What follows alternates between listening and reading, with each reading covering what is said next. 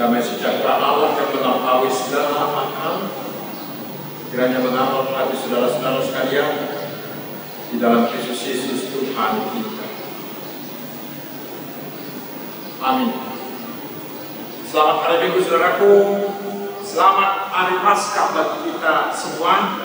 Saya berharap dengan Paskah ini kita semakin semangat dan semakin bersuka cita, walaupun kita harus tetap mengikuti protokol kesehatan agar pandemi ini segera berlalu dari negara.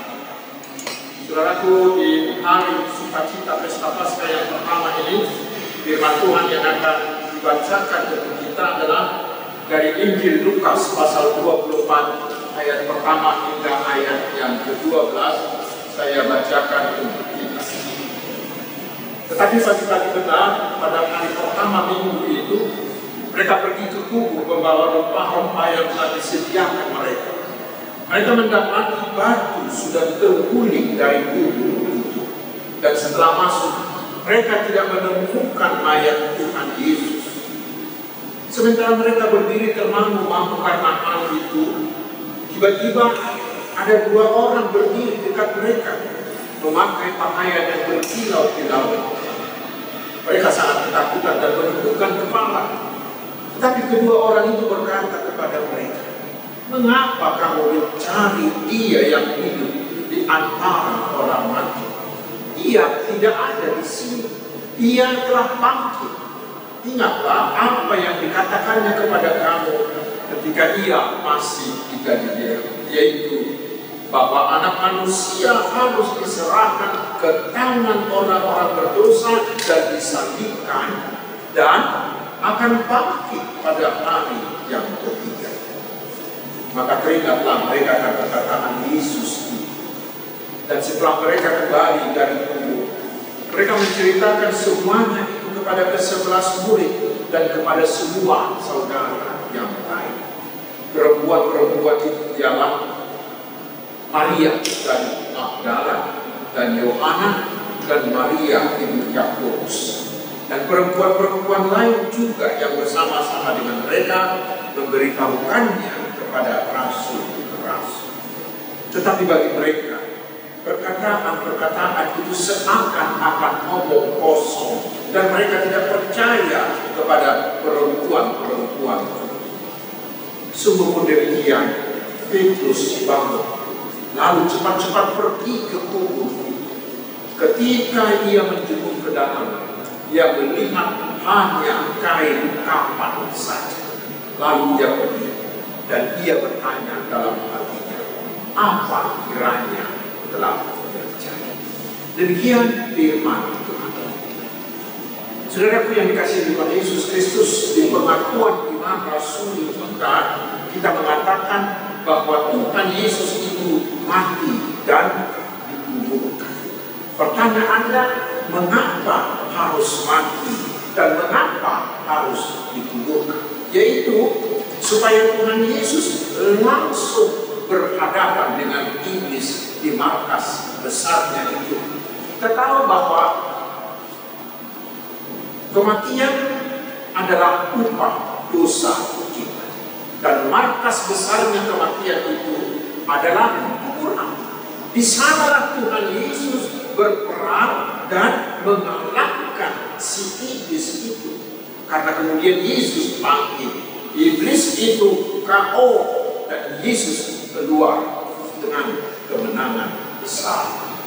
Saudaraku, itulah sorak-sorai kita hari ini. Yesus bangkit.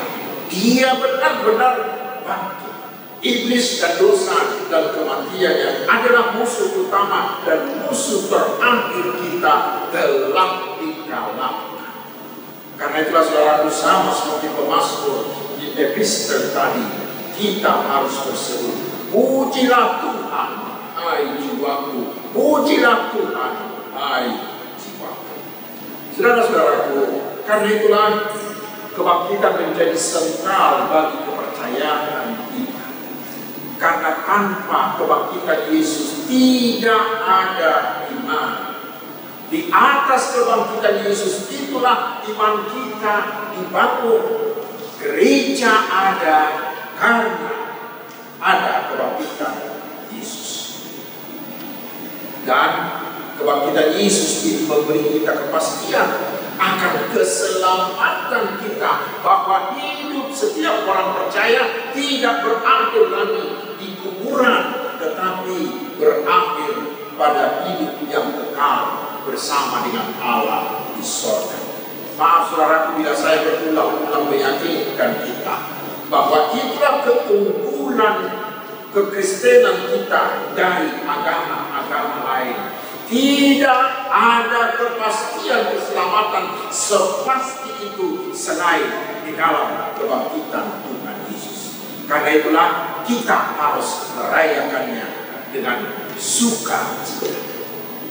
Dan biarlah perayaan kebangkitan Yesus ini semakin memantapkan langkah kita menjalani hidup ini. Karena sesudah Yesus bangkit, bagi kita telah tersedia masa depan yang sangat luar biasa.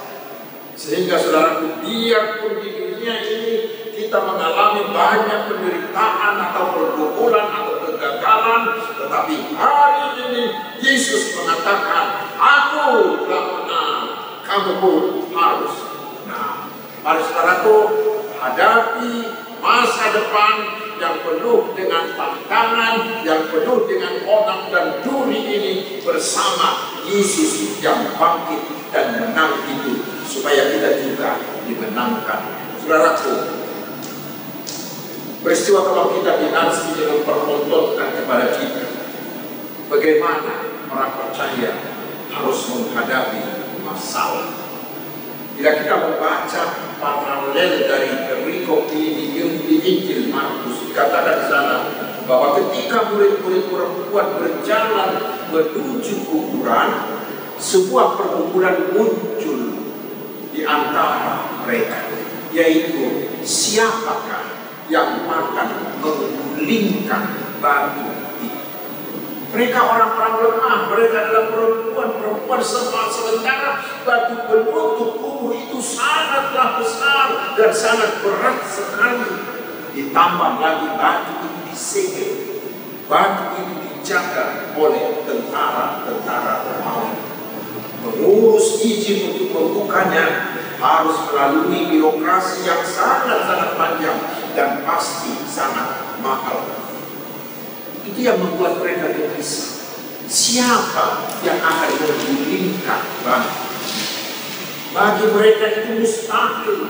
Itu tidak mungkin, impossible. Itulah kesimpulan mereka. Namun saudaraku, ada menarik. Walaupun tidak mungkin di hati mereka, tetapi mereka mau terus berjalan hingga mereka tiba di kubur itu. Dan di sanalah mereka melihat kenyataan yang lain. Ternyata batu yang menurut mereka tidak tergulingkan itu ternyata bagi mereka sudah terguling. Ternyata ada kenyataan yang lain yang tidak mungkin bagi mereka sekarang telah menjadi mungkin.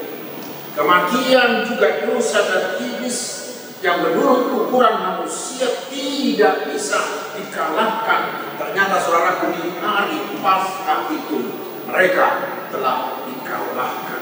Dan batu penutup yang sungguh-sungguh berat itu sudah terguling. Siapa yang mampu melakukan semuanya?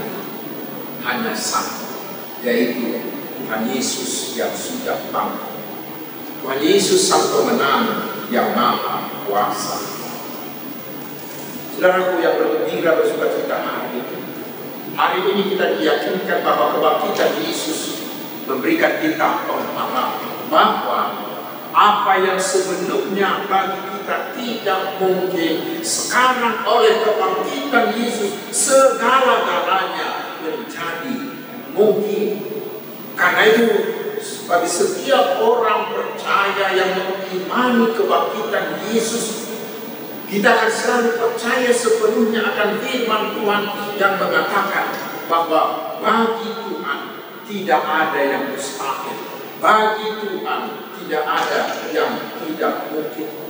Kita juga akan mampu dengan selalu mengatakan seperti apa yang dikatakan oleh Paulus di Filipi 4 ayat 13. Dia mengatakan segala perkara dapat bertanggung di dalam Dia yang memberi kekuatan kepada.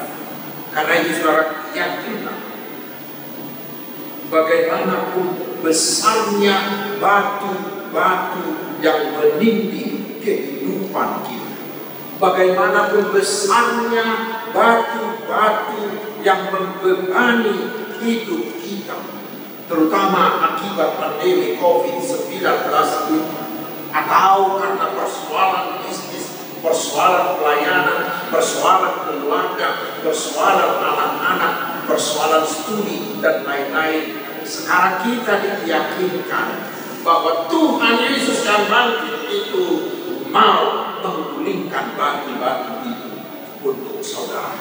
Karena itu saudaraku, buanglah dari pikiranmu sikap seperti Thomas yang mengatakan tidak mungkin. Jangan ada dari antara kita yang jatuh, yang menyerah kepada keadaan. Orang-orang percaya jangan menyerah, tetapi tetaplah berserah kepada Tuhan Yesus. Paskah meyakinkan kita bahwa Tuhan kita Yesus Kristus itu mampu membuka batu-batu masalah hidupmu yang besar itu, dan Dia akan membukakan jalan yang baru bagi. Saudaraku, Paskah ini menyerukan, mari bangkitlah dan bersama dengan Tuhan Yesus yang bangkit itu, mari menangkan, gulingkan semua batu-batu yang menghalangi.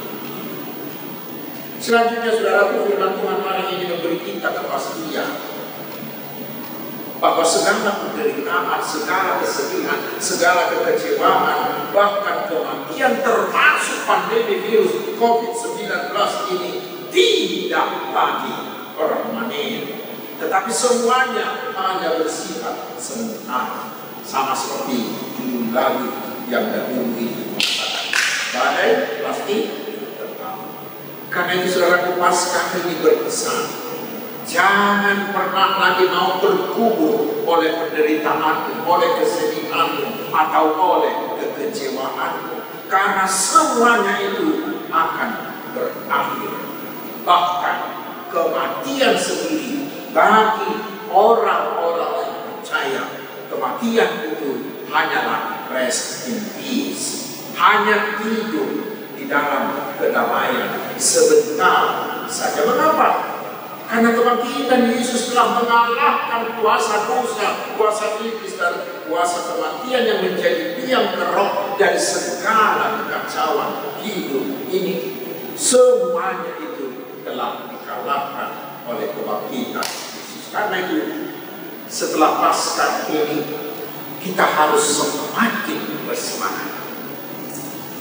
Saudara-saudaraku yang sedang bersedih sekarang, atau yang sedang sakit, mungkin sakit menang, atau saudara-saudaraku yang bisnisnya, yang usahanya mengalami kemunduran, atau saudara-saudaraku yang kehilangan pekerjaan karena pandemi COVID ini, hari ini Tuhan berseru, jangan galau, jangan putus asa, tetapi saudaraku, mari tegakkan kepalamu. Karena semuanya itu tidak permanen, tidak menetap. Karena Tuhan Yesus yang bangkit itu akan segera datang menolong dan memulihkan. Saudaraku, di zaman kita sekarang, banyak orang yang sudah mengalami kematian walaupun dia masih. Karena banyak orang-orang di antara kita yang berteriak, untuk apa lagi saya? Itu terjadi karena beratnya batu pergumulan hidup yang menindih mereka. Mungkin karena sakit penyakit yang sudah amat lama, karena kegagalan bisnis, karena kegagalan dalam rumah tangga, kegagalan studi, atau yang lain-lain. Sama seperti murid-murid Tuhan Yesus. Mereka rupanya ingin ikut mati dengan Yesus yang sudah dikubur itu. Karena itulah mereka mau bersembunyi ketakutan. Tidak sedikit orang yang merasa mati, yang bersembunyi ketakutan karena masalah hidupnya, dan mereka berteriak, untuk apa lagi saya? Saudaraku, bila di antara kita ada yang mengalami hal seperti itu, mari hari ini imani, hidupilah, haporsiai, hamuduhoma, bahwa Yesus itu benar-benar telah bangkit bukan untuk orang lain, tetapi untukmu hari ini. Kuasa kebangkitannya itu akan diberikannya kepada kita, sehingga kita memiliki kemampuan, memiliki hikmat untuk menggulingkan, untuk mengalahkan semua batu-batu penghalang dan batu-batu kesulitan. Sekarang yang terakhir, saudara, Paskah atau kebangkitan Yesus menampakkan kepada kita secara terang benderang betapa berharganya hidup kita ini. Bayangkan seorang anak Allah dikorbankan, mau mati. Nyawa seorang anak Allah diberikan agar kita beroleh hidup sejati. Itu menunjukkan, saudaraku, betapa berharganya hidup kita ini. Dan itulah misi kedatangan Yesus ke dunia ini, seperti bisa kita baca di Yohanes 10 ayat 10 itu. Dia mengatakan, aku datang supaya mereka mempunyai hidup dan mempunyainya dalam segala kelimpahan. Karena itu pesta Paskah sesungguhnya adalah pesta kehidupan. Karena dengan kebangkitan Yesus, maka hidup sejati kita sebagai ciptaan Tuhan yang sempat dipenjarakan iblis karena dosa kita, sekarang dipulihkan oleh Yesus melalui kebangkitannya. Sehingga oleh kebangkitan Yesus itu, kematian bukan lagi sesuatu yang harus kita takuti, tetapi harus kita sambut dengan baik, karena kematian itu sudah menjadi pintu gerbang kita memasuki kehidupan kekal, hidup sejati kita. Karena itu Paskah hari ini mengajak kita, pertama, hargailah hidup, karena Yesus menebusnya dengan harga yang sangat mahal, seharga darah Tuhan Yesus. Seorang penulis bernama Viktor Frankl, dia mengatakan, orang yang bisa mempertahankan hidup yang bermartabat hanyalah mereka yang mengerti betapa bernilainya hidup ini. Orang yang tahu harga hidupnya yang ditebus oleh anak Allah Yesus itu, dia akan menjaga hidupnya menjadi hidup yang bermartabat. Karena itu, saudaraku, janganlah ada di antara kita yang merusak dirinya sendiri dengan mengabaikan protokol kesehatan sehingga dia tertular, bahkan menjadi penular dari virus COVID-19 ini. Mari kita jaga protokol kesehatan dengan ketat. Jangan lagi ada yang menggunakan narkoba atau makan sembarangan, atau jangan ada lagi yang khawatir dengan berlebihan dan lain-lain. Tetapi hargailah hidupmu, karena Yesus sendiri menghargai hidup kita. Dan yang kedua, hargailah hidup orang lain.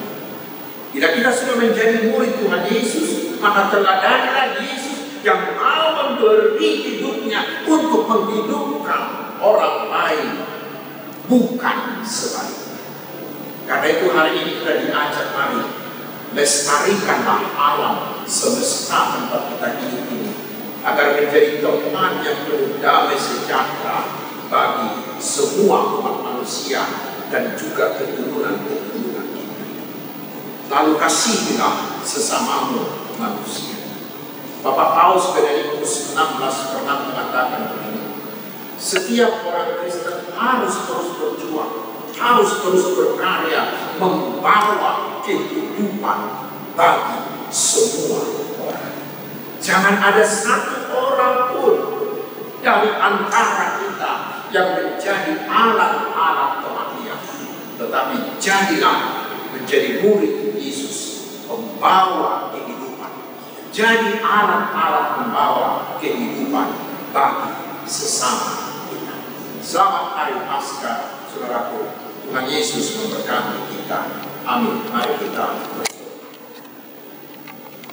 Ya Tuhan, hari ini kami sungguh-sungguh bersuka cita karena Yesus benar-benar telah bangkit, sehingga bagi kami orang yang percaya kepadanya ada kebangkitan kelak, dan kami akan memiliki hidup kekal. Dengan kebangkitan Yesus kami akan mantap menapaki hari-hari kami ke depan, memenangkan semua pergumulan dan semua penderitaan. Bersama Yesus yang telah menang, kami akan memenangkan, kami akan menggulingkan batu-batu kesulitan kami, dan kami akan menghargai hidup kami sendiri dan menghargai hidup orang lain. Ya Tuhan Bapa di surga, berkatilah kami umat-Mu ini dalam pekerjaan kami, dalam keluarga, dalam semua aktivitas kami setiap hari. Kuatkan iman percaya kami, sehingga setiap detik kehidupan kami hanya untuk memuliakan nama-Mu dan menjadi berkat bagi sesama kami. Ya Tuhan Bapa gereja, berkatilah seluruh umat dan gereja di seluruh dunia ini. Biarlah oleh kuasa Roh Kudus-Mu Engkau tambah-tambahkan jumlah orang yang percaya kepada kebangkitan Tuhan Yesus, dan kuasailah hati semua umat-Mu agar semakin aman, semakin bersatu di dalam Tuhan Yesus. Berkati jugalah bangsa dan negara kami. Berkatilah saudara-saudara kami yang melaksanakan ibadah puasa mereka. Biarlah bulan Ramadan tahun ini semakin memperkokoh kesatuan dan toleransi kami sebagai sesama bangsa. Terpujilah nama Allah yang Maha Kuasa dan Maha Kasih, Allah yang adalah gembala kami dan juga bukit batu dan pertemuan kami. Hanya di dalam nama Tuhan Yesus yang telah bangkit kami berdoa. Amin.